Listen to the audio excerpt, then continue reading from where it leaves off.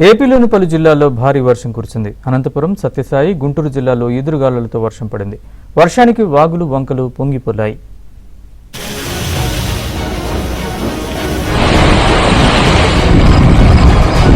అనంతపురం జిల్లాలో ఈదురుగాలులతో కూడిన భారీ వర్షం కురిసింది.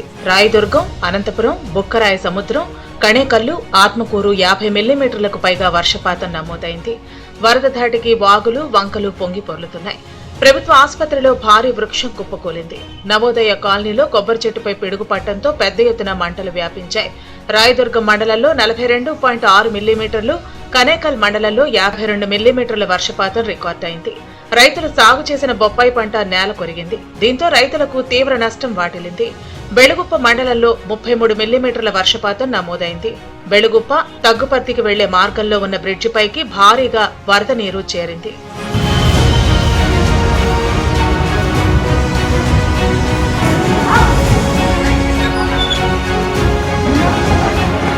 సత్యసాయి జిల్లా కదిరి, తనకల్లు, తలుపుల, నల్లచెరువు, గాండ్లపెంట మండలాల్లో భారీ వర్షం కురిసింది. పలు ప్రాంతాల్లో మోకాళ్ల లోతు నీళ్లు నిలిచిపోయాయి. ఖాద్రి లక్ష్మీ నరసింహస్వామి ఆలయంలోకి నీరు చేరింది. దీంతో భక్తులు తీవ్ర ఇబ్బందులు ఎదుర్కొన్నారు. వర్షం పడిన ప్రతిసారి ఆలయంలోకి నీరు చేరినా అధికారులు పట్టించుకోవటం లేదని భక్తులు ఆగ్రహం వ్యక్తం చేస్తున్నారు. మరోవైపు ఖాత్రీసుడి ఆలయ గోపురంపై పిడుగు పడిందంటూ సోషల్ మీడియాలో వైరల్ కావడంతో ప్రజలు ఉలిక్కిపడ్డారు.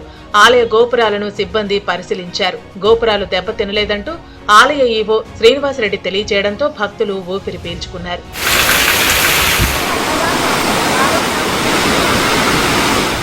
గుంటూరు జిల్లా క్రోసూరు మండలంలో ఈదురుగాలులు బీభత్సం సృష్టించాయి. గాలివానకు పలు ప్రాంతాల్లో భారీ వృక్షాలు, విద్యుత్ స్తంభాలు నేల కొరిగాయి. ఊటుకూరులోని బ్రహ్మంగారి ఆలయం, అనంతవరంలోని ప్రసన్నాంజనేయ స్వామి ఆలయ ధ్వజస్తంభాలు విరిగి నేల కొరిగింది.